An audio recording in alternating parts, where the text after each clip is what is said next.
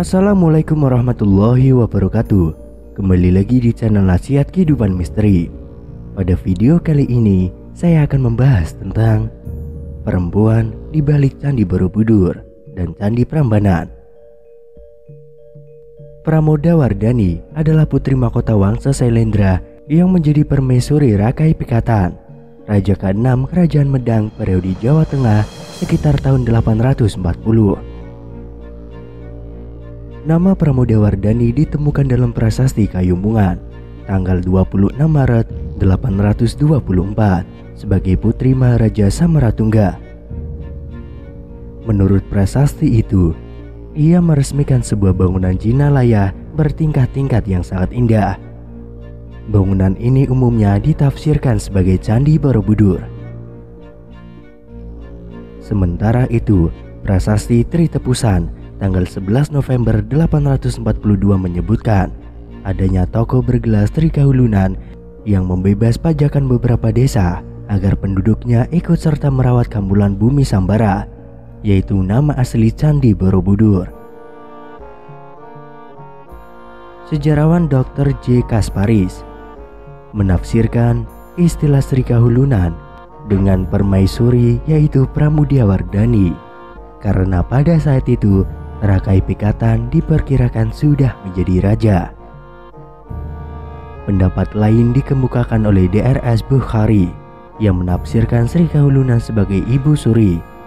Misalnya, dalam Mahabharata, tokoh Yudhishthira memanggil ibunya yaitu Kunti dengan sebutan Trikahulunan. Jadi, menurut versi ini, tokoh Trikahulunan bukan Pramodawardhani, melainkan ibunya yaitu istri Samaratungga. Rakai Pikatan adalah raja ke-6 Kerajaan Medang menurut prasasti Mantyasi.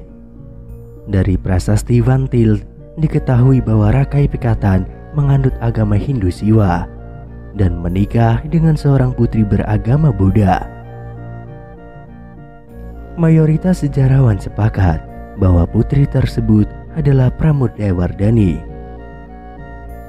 Perkawinan Pramodawardhani dengan Rakai Pikatan disebut-sebut sebagai momen bersatunya dua keluarga besar yang sebelumnya berseteru. Penyatuan dua wangsa ini tentu saja berdampak positif terhadap toleransi beragama antara pemeluk Buddha dan Hindu di Jawa kala itu. Agama Buddha masih lebih dominan pada dekade awal abad ke-7. Salah satu buktinya adalah Candi Borobudur. Kompleks candi besar di kawasan yang kini termasuk wilayah Kabupaten Magelang ini dibangun pada era Samaratungga. Namun, yang meresmikan Borobudur adalah putrinya, yaitu Pramodawardhani, tahun 824 Masehi. Setelah Pramodawardhani resmi bertata sejak 833 Masehi, didampingi oleh Rakai Pikatan, nuansa toleransi beragama semakin terasa. Pramodawardhani mengizinkan sang suami merintis dibangunnya candi-candi Hindu di wilayah kekuasaan kerajaannya. Sebaliknya, Rakai Pikatan pun tidak segan-segan membantu pendirian candi-candi umat Buddha. Bahkan, ia turut menyumbang pembangunan candi-candi Buddha tersebut, termasuk wilayah Plasoan dekat Prambanan, ini perbatasan antara Yogyakarta dan Kabupaten Klaten. Candi-candi di Plaosan yang diperuntukkan bagi pemeluk Buddha didirikan secara gotong royong antara penganut agama Buddha dengan orang-orang beragama Hindu.